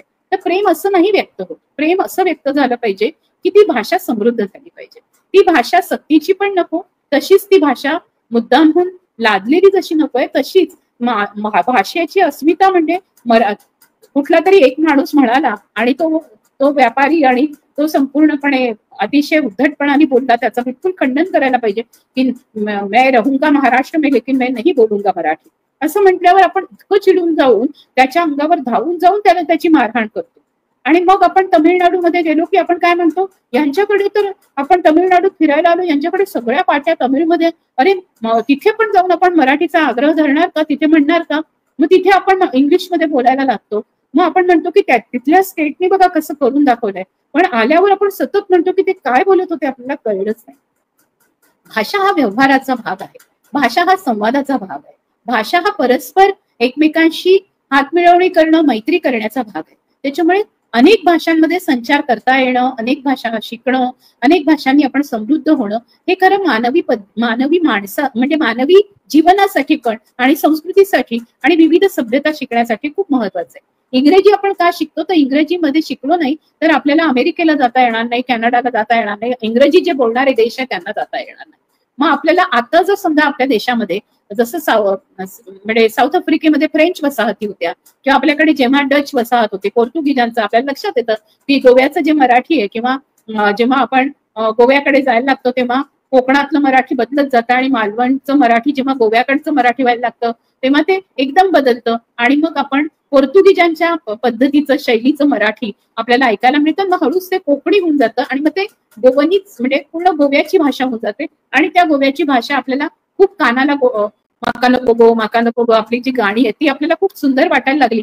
तरी सुद्धा आपण त्या सगळ्या संदर्भामध्ये त्या भाषेचं मराठीचं वैभव म्हणून म्हणजे जेव्हा शांता शेळके मी डोलकर दर्याचा राजा असं लिहितात तेव्हा हे इथल्या दर्यावरचं गाणं हे एका मराठी भाषेतलं गाणं खूप पॉप्युलर आपल्याकडे होतं. पण डोलकर मी दर्याचा राजा असं म्हणणारी गाणी आहेत की कोळी गीतं जेव्हा आपण बघतो तेव्हा डोंगराचे आडून एक बाई चांद उगवला न बाई तर हे जी गाणी आहेत ही सगळी, ह्या गाण्यांमधलं सौंदर्य आणि शांता शेळकेंच्या गाण्यांमधलं सौंदर्य वेगवेगळं आहे. त्याच्यामुळे बोली भाषेतलं मराठी जर टिकवायचं असेल तर ही गाणी पण टिकली पाहिजे बोली भाषेतली. म्हणजे ती फक्त इतकी सुंदर लिहिलेली फक्त ग्रेसची कविता किंवा शांता शेळकेंची कविता, सुरेश भटांची कविता टिकली पाहिजे असं नाही. तर ही जी सगळी गाणी आहेत खूप सुंदर गाणी आहेत. अगदी लावण्या सुद्धा, म्हणजे रामजोशाची लावणी जितकी आपण ऐकतो तितक्याच विविध, म्हणजे जगदीश खेबुडकरांच्या आपण वेगवेगळ्या लावण्या आपण ऐकल्या आहेत आणि आपण त्या गायल्या पण आहेत. आणि त्याच वेळेला आपल्याला लक्षात असं येतं की ज्यांनी इच्छा माझी पुरी करा असेल किंवा असे जे प्रयोग केलेत किंवा ज्यांनी जे शाहीर आहेत त्यांच्या शाहिरांच्या जे पोवाडे आहेत किंवा ज्या लावण्या ह्या क्रांतीसाठी झाल्यात, म्हणजे जलस्यांमध्ये सत्यशोधकी जलस्यांमध्ये जी गाणी म्हटली गेली, जी भारुडं म्हटली गेली, ती भारुडं संत चळवळींपेक्षा वेगळी आहे. ती वेगवेगळ्या जलस्यांमध्ये ज्या पद्धतीची गाणी म्हटली जातात तशी नाहीये. किंवा सामाजिक कीर्तनं जी आहेत ती वेगळी आहेत, सामाजिक भारुडं वेगळे, सामाजिक जलसे, सत्यशोधक जलसे वेगळे आहेत. पण त्यांनी त्याचा बाज घेतलाय, त्यांनी त्याची ठेवण घेतली आहे. शाहिरांनी पूर्णपणे पहिले पोवाडे जे होते, जे राजाची स्तुती करणारे पोवाडे होते, त्या पोवाड्यांचा बाज घेतला, ती शैली घेतली आणि त्याच्या धाटणीचे पोवाडे हे सामाजिक क्रांतीसाठी आणि परिवर्तनासाठी वापरले. त्याच्यामुळे मराठी भाषा अशी समृद्ध झाली, विकसित झाली, विस्तारित झाली. तर आपल्याला ते लक्षात घेतलं पाहिजे की ज्यांनी मराठी भाषेला समृद्ध केलं, मग ते कुठलंही साहित्य असेल, ते दलितांचं साहित्य असेल, ते ग्रामीण साहित्य असेल, ते बहुजनांचं साहित्य आहे, ज्यांनी अनेक ओबीसी लेखकांनी त्यांचं खूप महत्वाचं योगदान दिलं. त्या लेखकांमध्ये आपल्याला माहिती आहे की म्हणजे आपण भालचंद्र नेमाडेंचं नाव घेतो, त्यांनी या हिंदूंमधल्या विविध 18 पगड जातींचा एक संपूर्ण वेगळ्या प्रकारचा एक कादंबरी पण लिहिली. या सर्व जातींच्या आपल्या स्वतःच्या पण बोलीभाषा आहे आणि त्या जर आपल्याकडे आपण त्यांचा शब्दकोश तयार केला, त्यांना आपण मराठी विश्वकोशामध्ये स्थान दिलं तर ते वेगळं होऊ शकतं आणि ती समृद्ध होऊ शकते. पण जर आपण एक प्रतिरोधाची भाषण म्हणून, असंतोषाची भाषा म्हणून आपण असं म्हणायला लागलो की त्यांनी केलं मग आम्ही करतो, तर ते पिंगपॉंग आहे, ते बुमरँग होऊ शकतं, आपल्यावर उलटू शकतं. ते म्हणतात जयललिता, स्टॅलिन, कनिमोळी, उदयनिधी, चंद्राबाबू नायडू, पवन कल्याण, नारा लोकेश, कमल हासन, विक्रम, सूर्या, AR रहमान हे दक्षिणेतले इंग्रजीतून शिकलेले नेते आणि अभिनेते आहेत. रहमान हे व्यासपीठावरील महिला हिंदीतून बोलल्यामुळे स्टेजवरून खाली उतरले होते, AR रहमान. तर हे ते सांगताना त्यांच्या भाषेच्या अस्मितेचं वर्णन करताना ते सांगतात. म्हणजे त्यांनी असं केलं तर मी पण असं करणार, असं होण्यापेक्षा मी माझ्या महाराष्ट्रामध्ये मराठीसाठी काय काय करणार हे राज ठाकरेंनी सांगायला पाहिजे. या संपूर्ण मराठी भाषेमध्ये आजची स्थिती काय आहे, मराठी भाषिक जर शाळा बंद झाल्या तर त्यांची स्थिती त्या भाषेची स्थिती, त्या शाळांची स्थिती, त्या शिक्षकांची स्थिती दयनीय अवस्थेमध्ये आहे. आणि मराठी भाषेतून जे शिकलेले आहेत त्या शिकलेल्या लोकांचे आज व्यवसायामध्ये जाणं आणि त्या व्यवसायामध्ये त्यांना उच्च शिक्षणासाठी वेगळ्या भाषा न येणं आणि त्यांना इंग्रजी भाषेतलं शिक्षण न मिळाल्यामुळे त्यांच्या अडचणी निर्माण होणं असं घडलेलं आहे. त्यांनी पासपोर्ट व्हिसा घेतला आणि ते दुसऱ्या देशात गेले तरी सुद्धा अनेकदा त्यांनी टोफेलच्या परीक्षेमध्ये ते फेल झाल्यामुळे त्यांना अनेक विद्यापीठांमध्ये प्रवेश मिळाला नाही. फक्त ते परदेशात जाऊन काही काम करू शकतात का तशा आधारावर त्यांना जी परीक्षा द्यावी लागते किंवा त्यांना जे इंटरव्ह्यूज द्यावे लागतात त्याच्यामध्ये ते निवडले गेले तर ते तिथे जातात. पण ते कामगार म्हणून किंवा कमी पातळीवरच्या नोकऱ्या त्यांना मिळतात. त्याच्यामुळे भाषेची सक्ती प्राथमिक पातळीवर जशी केली जाऊ नये तितकंच आपण भाषा खुल्या ठेवल्या पाहिजे असं माझं मत आहे. एक भाषा शिकवणारी म्हणून पण मत आहे, भाषेवर खूप प्रेम आहे माझं म्हणून मत आहे. मी हिंदी भाषेमधले पण अनेक लेखक वाचून काढलेत, म्हणजे अगदी त्यांचा पडशा पाडलेला आहे. मराठीतल्या लेखकांचा, साहित्यिकांचा जसं केलेलं आहे तसंच, म्हणजे अगदी, आणि इंग्रजी मधल्या साहित्याचंही माझं वाचन बऱ्यापैकी आहे. त्याच्यामुळे ह्या तिन्ही भाषांचं वाचत असताना अचानकपणे मला असं कधी कधी वाटतं की आपल्याकडे काही प्राध्यापक फ्रेंच शिकवतात, काही प्राध्यापक जर्मन भाषा शिकवतात आणि त्याच्यामुळे आपल्याला लक्षात येतं की त्यांना अजून तिकडच्या सांस्कृतिक सगळ्या ज्या गोष्टी आहेत, म्हणजे मला जर फ्रेंच मधल्या, म्हणजे फ्रान्समध्ये घडलेल्या घडामोडी, फ्रेंच राज्यक्रांतीचा मला वेळ आहे, पण मला त्या काळामध्ये तिथे निर्माण झालेलं साहित्य फ्रेंच मधलं एखादी सिमांदो बुवा वगैरे मला मिळते वाचायला, पण ती फ्रेंच मध्ये आणि जर्मन भाषेमध्ये आणि इंग्रजी भाषेमध्ये आणि तिथून ट्रान्सलेट होऊन मराठी भाषेमध्ये अशा पद्धतीने आपल्यापर्यंत येतं. आणि इंग्रजीमध्ये आधी तिथून रशियन भाषेतून, फ्रेंच भाषेतून इंग्रजीत भाषांतर होतात आणि मग इंग्रजीतून आपल्याकडे मराठीत भाषांतर होतात. अशी डायरेक्ट झाली भाषांतर तर आपल्याला किती चांगलं होईल की मला फ्रेंच शिकायला मिळालं. मग आपल्या विद्यार्थ्यांना, मग ते आदिवासी असू दे, ते दलित असू दे, ते मुस्लिम असू दे, ते ख्रिश्चन असू दे, ते महाराष्ट्रातल्या कुठल्याही भागातले असू दे, या महाराष्ट्रातल्या मराठी भाषा शिकणाऱ्या विद्यार्थ्यांना पूर्णपणे ते 5वी नंतर त्यांच्यासाठी खरं तर सर्व शाळांमध्ये जसं इंटरनॅशनल स्कूलमध्ये ठेवलं जातं, त्यांना विविध भाषा शिकण्याचं संपूर्णतः मुभा असली पाहिजे. आणि ती मुभा जर असेल तर आपल्याला लक्षात असं येईल की आपले लेखक, बुराचे लेखक जे आहेत त्या पद्धतीने बुरासारखे पुस्तकं येतच राहते, पण बुराचं ताबडतोबीने फ्रेंचमध्ये त्याचं ट्रान्सलेशन होतं. बाकी सर्व साहित्यांचं फ्रेंचमध्ये ट्रान्सलेट होतं असं होत नाही. आणि किंवा ते जे चित्रपट आहेत ते डायरेक्ट पोचतात असं नाही. कारण महोत्सवामध्ये जर तो चित्रपट पोचायचा असेल तर तो हिंदीमध्ये असलेला चित्रपट लवकर पोचतो, मराठीतला चित्रपट पोचायला वेळ लागतो. तर हे घडतं आणि म्हणून आपल्याला वेगवेगळ्या बाजूनी मराठी वाढली पाहिजे याचा विचार करायला हवा. म्हणजे जपानमधले, जर्मनीमधले किंवा अगदी कोरियामधले वगैरे ते सगळे त्यांच्या भाषेत असतात आणि मग त्यांच्या भाषेतली जे चित्रपट येतात किंवा सिरियल्स येतात त्याचे सबटायटल्स येतात, जे आपल्याकडे आता होऊ लागले. पण आपल्याकडे वर्णव्यवस्था आणि जाती व्यवस्था असल्यामुळे आपल्याकडे आणि पुन्हा आपल्याकडचं एक चित्रपटांवरची दादागिरी आहे विशिष्ट लोकांची, विशिष्ट प्रांताची आणि विशिष्ट भाषिकांची. आणि पुन्हा त्या भाषेमध्ये आता मराठी भाषेमध्येही विशिष्ट जातींचीच पूर्ण मक्तेदारी असल्यामुळे खूप मोठं काम हे मागे पडतं. म्हणजे एखादाच गाभरीचा पाऊस किंवा एखादं हॅन्ड्री किंवा नागराज मंजुळेंचं सैराट थोडंफार लोकांपर्यंत पोहोचत असेल, पण दलित मीडियामध्ये प्रयोग करणारे अनेक जण आहे, बहुजन मीडियामध्ये प्रयोग करणारे अनेक जण आहे, ते इथे इतकं सुंदर लिहितात. पण त्यांना साहित्य अकादमी मराठीतले अवॉर्ड्स आहेत, सगळे पारितोषिक असतील त्यांनी खूप चांगल्या पद्धतीने त्यांना फेलोशिप मिळाल्या असतील विविध देशांमध्ये जाण्याच्या. पण ते इंग्रजीमध्ये ताबडतोब ट्रान्सलेशन किंवा फ्रेंचमध्ये त्याचं ट्रान्सलेशन असं घडण्याच्या शक्यता कमी होतात. आणि त्याच्यामुळे मला असं वाटतं की भाषा म्हणजे एक खूप सुंदर उदाहरण मी तुम्हाला मगाशी देता राहिलं ते आता देते, कारण ते अगदी आता इथे समर्पक आहे. राजन इंदुलकर आणि त्यांचा समूह म्हणजे संपूर्ण मंगेश मोहिते म्हणून आहे, रेखा मोहिते म्हणून आहे, ते शिक्षक आहेत तिथे. असा एक प्रयोगभूमी जी चिपळूणला आहे तिथे आदिवासी कातकरी मुलांना शिकवतात. या प्रयोगभूमीमध्ये इतर ठिकाणी असणाऱ्या ज्या जीवनशाळा आहेत त्यांच्यापेक्षा ही प्रयोगभूमी वेगळी आहे. इथे अनेक ठिकाणी त्या जीवनशाळांमध्ये, त्या आश्रमशाळांमध्ये मुलांना सक्तीने डांबून ठेवल्यासारखं तिथेच राहावं लागतं. ती मुलं शाळेतून पळून गेली तर त्यांचा हजेरीपट बघितला जातो. या प्रयोगभूमीचं वैशिष्ट्य असं मी बघितलं की ही मुलं कधीही आपल्या घरी जाऊ शकतात. जर त्यांना शिकण्याचा कंटाळा आला, शिकता शिकता ते उठून पळून जाऊ शकतात आणि ते रानामध्ये जाऊन करवंद गोळा करू शकतात, आंबे गोळा करू शकतात. पण हळूहळू त्यांना गोडी कशी लागली, त्यांच्यामधल्या 6वीतला एक जो मुलगा आहे संदीप नावाचा, त्या संदीपच्या गोष्टी हे पुस्तक काढण्यात आलं. ह्या संदीपनी कातकरी भाषेत गोष्टी सांगितल्या. तर एक खूप महत्वाची गोष्ट घडली की तिथल्या ज्या शिक्षिका आहेत त्या शिक्षिका कातकरी भाषा शिकल्या.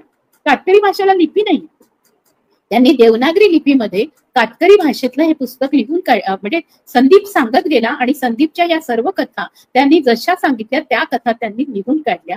आणि त्याच्यामुळे कातकरी भाषेमधलं, मराठी लिपीमधलं हे पुस्तक, पहिलं पुस्तक आपल्या हातात येतं. आणि ते एका 6वीतल्या मुलांनी सांगितलेल्या गोष्टी. अफलातून पुस्तक आहे. आणि हॅरी पॉटरचं J.K. रोलिंग्सच्या ज्या कल्पना असतील त्या कल्पनांच्या पेक्षाही भव्य उडाण आहे त्या मुलाची. म्हणजे आपण जादूची सतरंजी वाचली होती, आपण जादूचं झाडू वाचलं होतं किंवा अलाउद्दीनचं चिराग वाचलं होतं, त्याच्यामुळे J.K. रोलिंग्सच्या कथा, हॅरी पॉटरच्या या जितकी मोहिनी आपल्यावर घालतात त्याच्या आधी आपल्याला आठवतात या कथा, कारण आपण त्या जादूच्या कथा वाचलेल्यात लहानपणी. पण जादू आणि चमत्काराच्याही पलीकडे जाऊन नदीचं, जंगलाचं वास्तव आणि ही कातकरी मुलं जशी तेव्हा त्यांना दिसणारा मगर कसा वेगळा असतो, त्यांना दिसणाऱ्या माकड आणि मगराची गोष्ट आपण शिकलेल्या पंचतंत्राच्या गोष्टीपेक्षा वेगळी असते. आणि त्याच्याकडच्या प्रतिमा फार वेगळ्या असतात. हे लक्षात घेण्यासारखं आहे. ज्या वेळेला संदीपच्या गोष्टी वाचल्या तेव्हा माझ्या लक्षात असं आलं की असे विविध बोली भाषांमधले जे शब्द आहेत ते शब्द मराठीत आल्याबरोबर जसं इंग्रजीतले शब्द आले, हिंदीतले शब्द आले, उर्दूतले शब्द आले आणि मराठी भाषा समृद्ध झाली, तसं मराठी भाषा समृद्ध व्हायचं असेल तर या बोलीभाषा टिकल्या पाहिजे. म्हणजे उदाहरणार्थ जेव्हा दीपा पवारचं पोलादी बाया आलं त्यावेळेला लक्षात असं येतं की त्या भाषेमधले शब्द म्हणजे ते पूर्ण घिसाडी लोहार समाजाचे शब्द आहेत, अप्रतिम. म्हणजे आपल्याला माहिती पण नाही की लोहार समाज शेवटनं म्हणजे काय. त्यांनी त्याच्यानंतर ही जी भट्टी असते त्याला फक्त आपण भट्टी म्हणतो, किंवा जयश्री गडकरांचं गाणं जे आहे ते आपल्याला फक्त एवढंच माहिती असतं की ऐरणीच्या देवा तुला ठिणगी ठिणगी बाहू दे वगैरे असं आपण बोलत असतो. पण हे जे आहे याच्याबद्दल आपल्याला खूप विचार करायला पाहिजे आणि आपण भाषा आणि संस्कृती आणि भाषा आणि साहित्य आणि भाषेचा संपूर्णपणे लोकजीवनाच्या अनुषंगाने लोकांच्या जीवनामध्ये व्यवहारामध्ये आपण कसा संपृक्तपणे आणि समृद्धपणे उपयोग करता येईल याच्याबद्दल आपण खूप सजग असलं पाहिजे. सर्वात शेवटच्या 2 मुद्दे मी राज ठाकरेंचे वाचते. ते म्हणतात विविध राज्यांच्या रेजिमेंट आहे, शत्रू दिसला की ते एकत्र तुटून पडतात ना, भाषेचा प्रश्न येतो कुठे. आत्ताच सांगून ठेवतो, आज महाराष्ट्रातील मराठी म्हणून एकत्र आला त्याचं पुढचं राजकारण म्हणजे तुम्हाला जातीमध्ये विभागायला ते सुरुवात करतील. पुन्हा हे जातीचं कार्ड खेळणार. अजून तर काहीच केलेलं नाही, विनाकारण उत्सुक मारामारी करायची गरज नाही. मात्र जास्त नाटकं केली तर कानाखाली आवाज काढला पाहिजे, पण चूक त्यांची असली पाहिजे. मात्र यापुढे अशी कोणती गोष्ट काढा तर कराल तर त्याचे व्हिडिओ काढू नका. मारणारा कधी सांगत नसतो, मार खाणारा सांगत असतो मला मारलं म्हणून. त्यांनी हे जे म्हटलंय याच्यामधली एक गोष्ट मला खूप पटते की भाषेच्या प्रश्नावर ते जाती काढतील.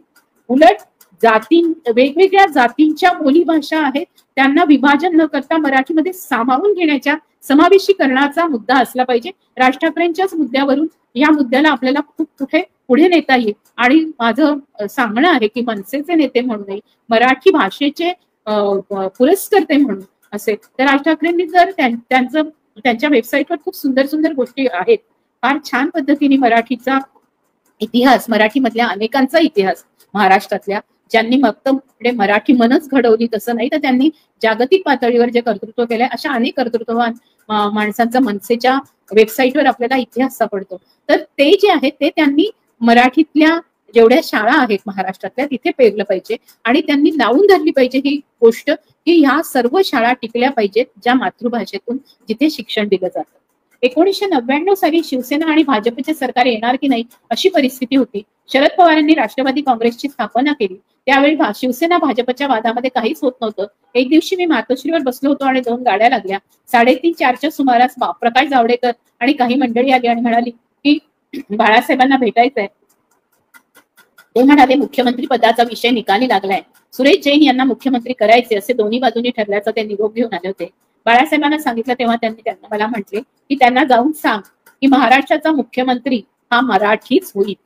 ही जी गोष्ट आहे ही गोष्ट खूप महत्वाची आहे आणि ही गोष्ट झाली पाहिजे. मराठीचा कैवार घेणारे आणि मराठीला जागणारे आणि मराठी शिकलेले पण आणि मराठी वाचणारे, मराठी लिहिणारे आणि मराठीमध्ये संपूर्णतः मराठीवर प्रेम करणारे आणि मराठीची अस्मिता ही फक्त एका विशिष्ट राजकारणापुरती नसून ही संपूर्णतः माणसाच्या जगण्याचा आणि जीवनाचा भाग आहे.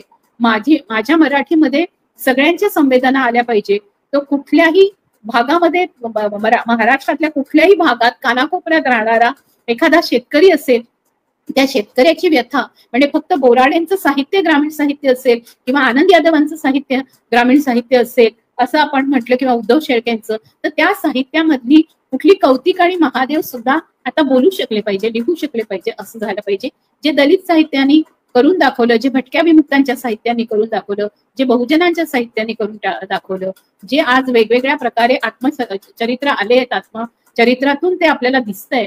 तर मग असं मराठी साहित्य एकीकडे समृद्ध होत असताना एकीकडे पूर्णपणे मराठी भाषेचा वाद हा फक्त राजकीय पातळीवर ठेवला आणि तो राजकीय पातळीवर न ठेवता तो जर शैक्षणिक झाला, त्याला स्वरूप असं आलं की मला मराठी टिकवायची म्हणजे शाळा टिकल्या पाहिजे, मग माझी मुलं टिकली पाहिजे, मग या मुलांना मराठीमध्ये विज्ञान असलं पाहिजे, या मुलांना उच्च शिक्षणामध्ये जाताना कुठले शब्द अडायला नको. म्हणजे मी बऱ्यापैकी हुशार विद्यार्थिनी होते पण मला फिजिक्सच्या बाबतीमध्ये इंग्लिशची खूप भीती वाटायची ज्या वेळेला मी सायन्स घेतलं.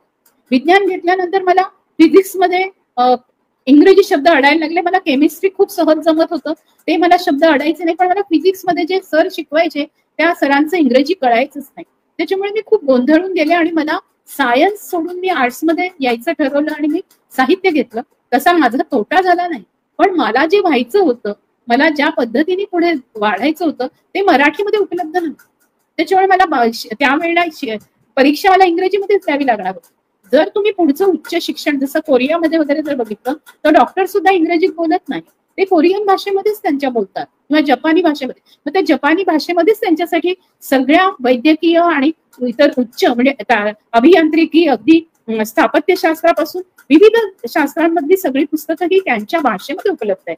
मग मराठी भाषेमध्ये आपल्याकडे अगदी औषधी शास्त्रापासून सगळी पुस्तकं आपल्याजवळ उपलब्ध पाहिजे.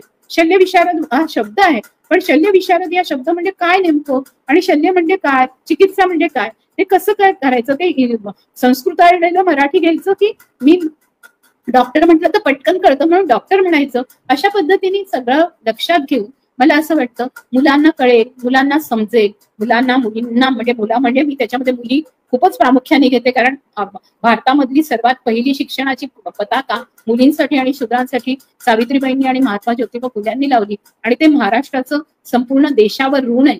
आणि त्याच्यामुळे जर खरोखर फुलेवादी आंबेडकरवादी आपण असू तर महात्मा ज्योतिबा फुले आणि सावित्रीबाई फुलेंनी त्यांच्या शाळेमध्ये शिकवताना कुठल्याही पद्धतीने ब्राह्मणवादी इतिहास शिकवलेला नाही.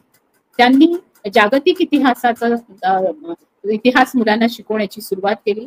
त्यांनी भाषा शिकवताना मराठी लिपी शिकवताना देवनागरी आणि मोडी लिपी, त्याच्याच प्रमाणे त्यांनी इंग्रजी पण मुलींना आणि ज्या वेळेला मुलांच्या आणि मुलींच्या शाळा काढल्या त्यांना शिकवायला सुरुवात केली. त्यांनी जगाचा भूगोल मुलांसमोर ठेवायला सुरुवात केली. आजचं युग हे एआयचं युग आहे. ताबडतोबीनी भाषा सुद्धा एआय वर चढू शकतात. आपण एआय ला बोली भाषेमध्ये सुद्धा प्रशिक्षित करू शकतो. त्याच्यामुळे आज तांत्रिक युगामध्ये आपण वावरतो आहोत. आपल्याला भाषा टिकवायची असेल तर फक्त राजकीय पातळीवर हमरी तुमरीवर येऊन असंतोषाच्या गोष्टी करण्यापेक्षा एकत्र येऊ शकत नसेल सरकार जर काही करू शकत नसेल, तशा सरकारला उद्धव ठाकरे आणि राज ठाकरेंनी बदलावं, भाजपाला इथून बाजूला करावं, कारण त्यांना ब्राह्मणवादी पद्धतीचं शिक्षण आणायचंय, त्यांना मनुस्मृती आधारित शिक्षण आणायचंय, त्यांना जातीच्या आधारावर तेढ निर्माण करायची आहे, त्यांना इथेच फुललेलं दलित बहुजनांचं, संतांचं, वारकऱ्यांचं साहित्य नकोय. आणि म्हणून मला असं वाटतं की आपल्याला सर्वांना जर मराठी जपायचं असतील तर आपल्याला खूप गोष्टी कराव्या लागतील. राज ठाकरे असं म्हणतात की सगळ्या युत्या आघाड्या होत राहतील, महाराष्ट्र मराठी माणूस यावर काही तडजोड होणार नाही, कोणत्याही परिस्थितीमध्ये महाराष्ट्रातला माणूस तडजोड करणार नाही, पुढे काय गोष्टी घडतील याची कल्पना नाही, मात्र मराठीसाठीची एकजूट कायम राहावी आणि महाराष्ट्रात बाळासाहेबांचं स्वप्न पुन्हा साकारावं अशी अपेक्षा त्यांनी व्यक्त केली.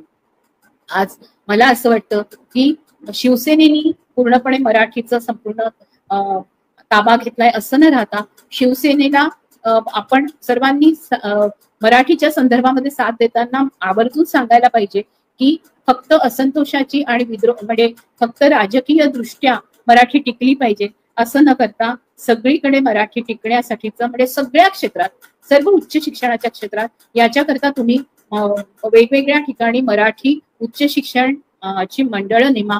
ज्या लोकांचं मराठी भाषेवर प्रभुत्व आहे, मराठी भाषेमध्ये त्यांनी अतिशय मोलाच्या कामगिऱ्या केल्या आहेत, फक्त साहित्यिक नाही तर अगदी विविध शाखांमध्ये त्यांनी कामगिरी केली आहे, अशा लोकांचं साहित्य, त्यांची मदत घ्या, त्यांची सल्लागार मंडळं नेमा आणि त्यांना स्वतः अशा समित्या नेमून त्यांना पुरेसं मानधन देऊन त्यांना वेगवेगळी ग्रंथालय आणि वेगवेगळ्या अशा पद्धतीचे दस्तावेज जे आहेत ते घेण्यासाठी वेगवेगळ्या ठिकाणी जाऊन गोळा करण्यासाठीची संपूर्ण तजवीज करा.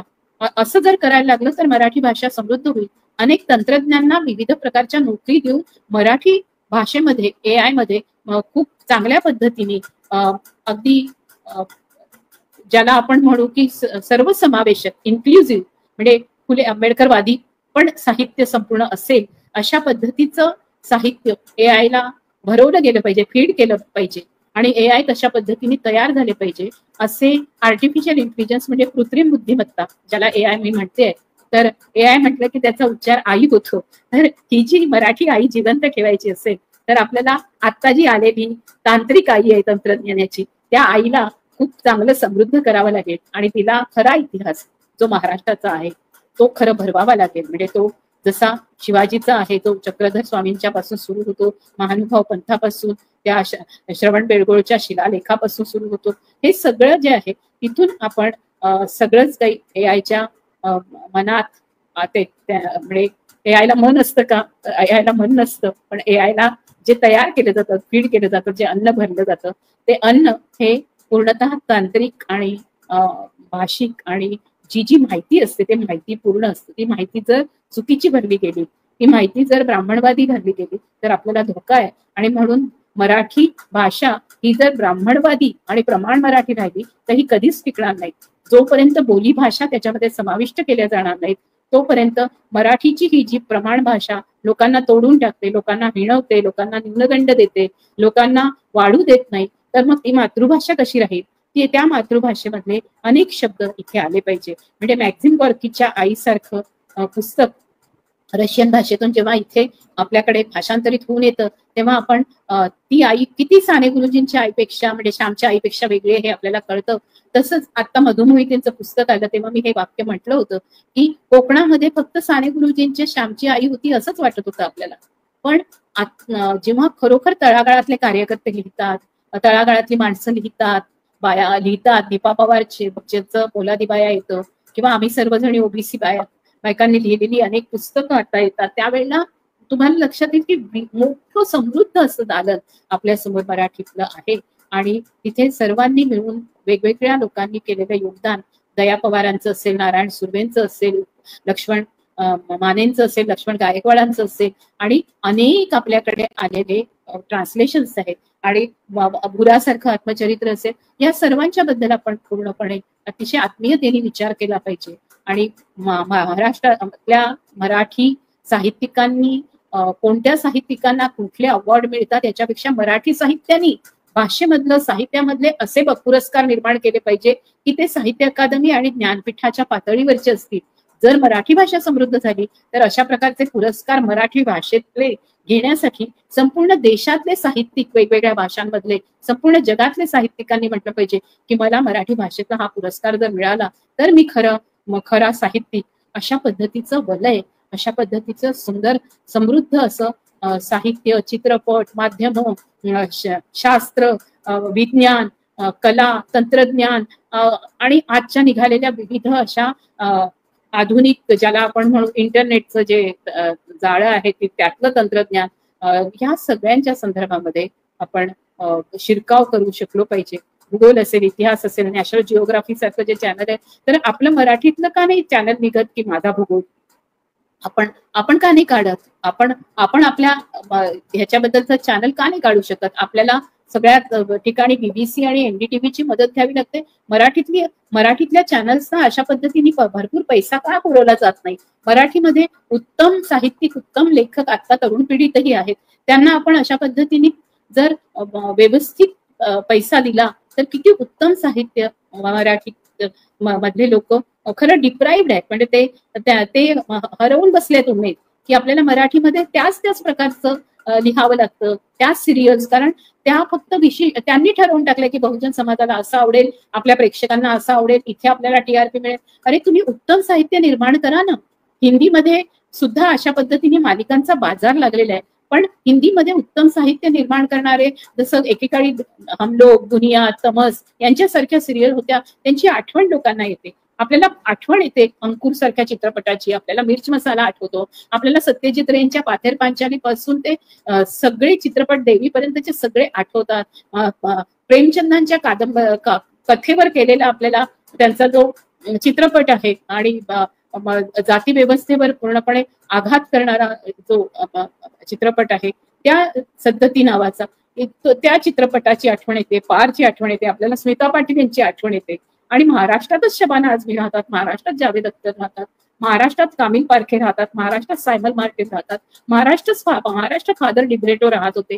या सर्वांनी इतकं साहित्य पूर्ण पठाण इथे राहतात. यांनी किती मोठं साहित्य निर्माण केलेलं आहे. इथल्या अनेक वेगवेगळ्या जाती, पंथातल्या, धर्मातल्या लोकांनी साहित्य निर्माण केलेलं आहे आणि त्या साहित्याने मराठी साहित्याला मोठा महत्वाचा दर्जा दिलेला आहे. आणि या साहित्याचं वाचन केल्यानंतर आपल्याला कळतं की अरे मराठीमध्ये इतकं सुंदर ख्रिस्ती ख्रिस्ती मराठी साहित्य इतकं सुंदर असू शकतं, मुस्लिम मराठी साहित्य इतकं सुंदर आहे, त्यांनी आपलं पूर्ण दालन इतकं मोठं केलेलं आहे. आपल्याला कळायला पाहिजे की इतके हे जे सगळे लेखक होऊन गेले, त्या सगळ्या लेखकांच्या साहित्यकृती आज संपूर्णतः कुठेतरी धूळ खात बसलेल्या आहेत.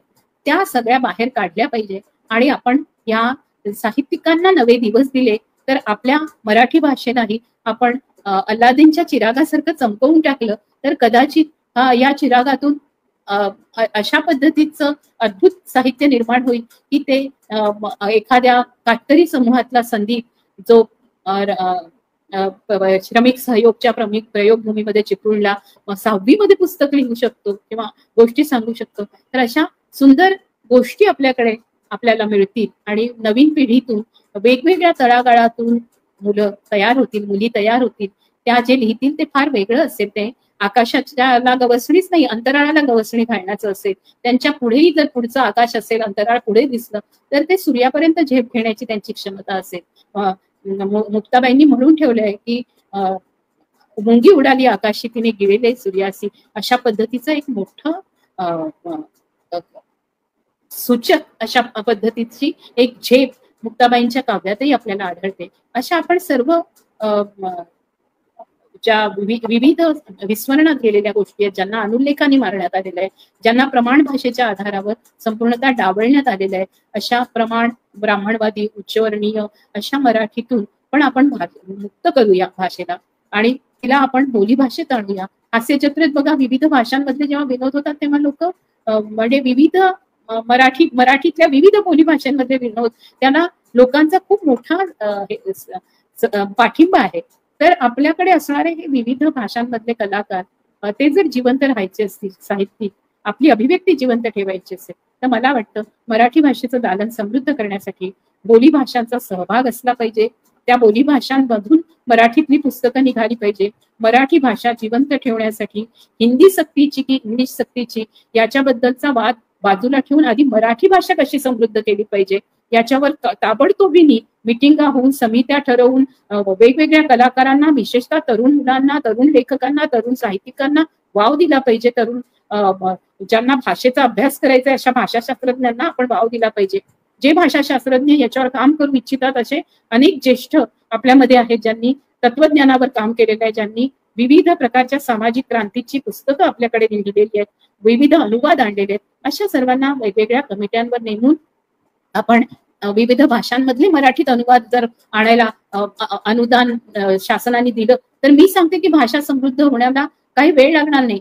का बरं नेटफ्लिक्स समृद्ध होतं, का बरं अमेझॉन समृद्ध होतं, का बरं हॉटस्टार समृद्ध होतं? ते याच्याकरता होतं की या भाषेचा एकूण संपूर्णतः एक मोठा पट जो आहे तो पट त्यांना काही फरक पडत नाही कोणत्या भाषेतला आलेला आहे.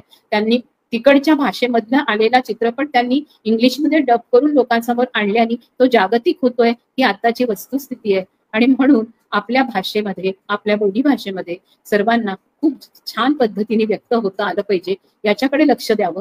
हिंदी भाषा सक्तीची न करता हिंदी असेल, इंग्रजी असेल, फ्रेंच असेल, जर्मन असेल, जपान असेल, अशा सगळ्या भाषा आपण खुल्या ठेवाव्या आणि आपल्या मुलांना सांगावं की तुम्हाला जे शिकायचंय ते शिका. आपण आपल्या मराठी भाषेमध्ये सुद्धा आपण म्हटलं पाहिजे की तुम्हाला कातकरी शिकायची, तुम्हाला भिली शिकायची, तुम्हाला पावरी शिकायची, तुम्हाला अहिराणी शिकायची, तुम्हाला वराडी शिकायची, तुम्हाला जी भाषा, तुम्हाला मराठवाड्यातली शिकायची, तुम्हाला दखनी शिकायची, तुम्हाला कोणतीही भाषा शिकण्यासाठी खुलेपण आहे. आपण मुलांचा एक ज्याला म्हणतो लोकनिर्णय रेफरेंडम घ्यावा आणि विद्यार्थ्यांचा रेफरेंडम घेऊन त्यांना जिथे शिकायचं असेल 5वी नंतर त्या भाषा त्यांना उपलब्ध करून द्याव्या असं मला वाटतं. मुलांचा सहभाग घेतला, मुलांच्या शिक्षणासाठी त्यांना उत्साहित केलं तर ते त्यांना विविध भाषांमध्ये शिकण्याची गोडी लागली तर मराठीतला पुढचा विद्यार्थी, पुढची विद्यार्थिनी हे दोघही जण पुढे कुठपर्यंत या संपूर्ण IT तंत्रज्ञानामध्ये मजल मारतील हे मी तुम्हाला सांगू नाही शकत. ही मी बघते, हे दिसतंय मला, हे व्हिजन आहे आणि हे व्हिजन आपण आणलं पाहिजे मराठीमध्ये. हा दृष्टिकोन आणला पाहिजे आपण. ही जर दृष्टी आणली आणि त्याच्या दृष्टीने आपण आपलं मिशन ठरवलं तर एक संपूर्ण आपलं ध्येय आणि आपलं त्याच्यानंतरचं उद्दिष्टानंतरचा आपला त्याच्या अनुषंगाने कृती कार्यक्रम हा खरं तर महाराष्ट्र शासनाने आखला पाहिजे. पण तो शासन आखत नसेल तर अशा शासनाला पूर्णपणे बाजूला टाकून खरं तर राजकारणामध्ये मराठी भाषेवर प्रेम करणाऱ्या लोकांनी मी सुचवलेल्या सूचनांचा नक्की विचार करावा. आज माझं खूप जास्त लांबलेलं आहे, पण हे लांबलेलं असलं तरी मराठी भाषेच्या प्रेमामुळे लांबलेलं भाषण आहे, हे लक्षात घ्या. आणि मराठी भाषेवरच नव्हे तर आपण सर्व भाषांवर प्रेम करूया, सर्व भाषांमधल्या साहित्यावर, अभिव्यक्तीवर, आणि मुख्य म्हणजे आपण प्रेम करूया स्वातंत्र्याच्या अभिव्यक्तीवर.